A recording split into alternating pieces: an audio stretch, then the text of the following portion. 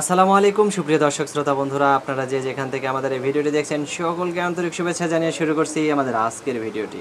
আজকে দেখতে পাচ্ছেন ক্যামেরার সামনে নিয়ে এসেছি এক পর্দাশীল নারীকে, তার কথাগুলো আপনাদের সামনে তুলে ধরবো। চলুন শুনে আসা যাক। আসসালামু আলাইকুম। ওয়ালাইকুম সালাম। কেমন আছেন আপনি? ইনশাআল্লাহ ভালো। পর্দাশীল না ভাই, আমি সবসময় মুখ চোখ খুলেই ভিডিও করি। সবসময় মুখ চোখ খুলে ভিডিও করি, কিন্তু আমার নাম জ্যোতি, বুঝছেন? দেখি যে মাথা কাপড় টাপড় রাখি, বিয়ে মনে হয় কেউ করে না। এখন ইদালিং 2.5 বছর পরে ইউটিউবে এলাম। আগে একটা ভিডিও করছি, এখন একটা।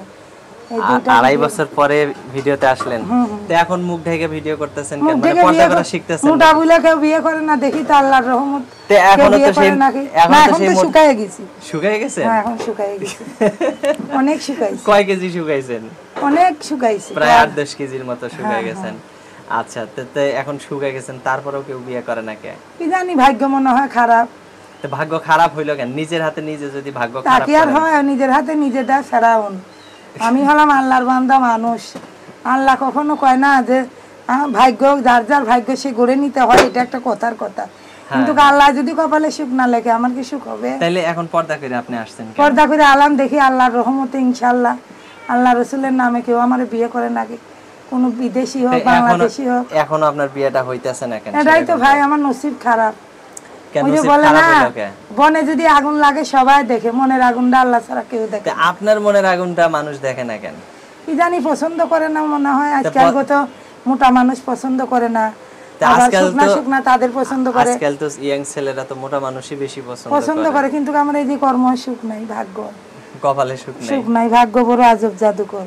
আচ্ছা, বুঝছেন? আল্লাহ যদি দেয় তাই হবে। এখন ফোন নাম্বারটা দেন, যদি কেউ পায়া যান।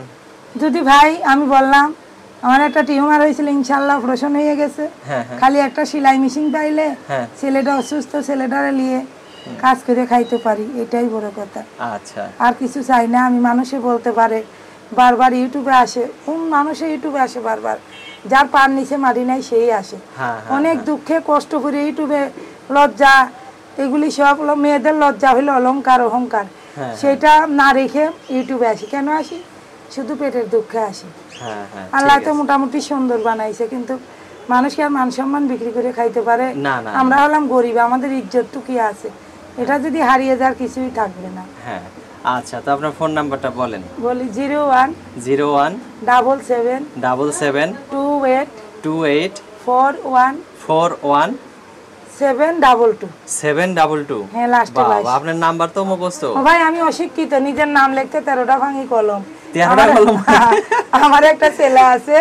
আমি একটা শিক্ষিত স্বামী চাই। আমারে বিয়ে করছিল অনেক বড় লোক, রূপ জৈবন দেখে, কিন্তু আমারে খেদিয়ে দেছে। আমি গরিব, আমি অশিক্ষিত, এই কারণে খেদাই দিছে। ছেলেরে লেবে, আমারে লেবে না। আচ্ছা, বুঝছেন? এর লেগে আমি একটা শিক্ষিত মানুষ চাই, সে বুড়া হোক, সমস্যা নাই। বুড়া মানুষ যদি 2 দিন পরে মারা যায় তখন কি করবেন? মরে গেলে আমার নসিবে, বুড়া মরে গেলেও তা বুড়ার স্মৃতি ধরে থাকবো। ভালোবাসা কি বুড়া আর জোয়ান মানে?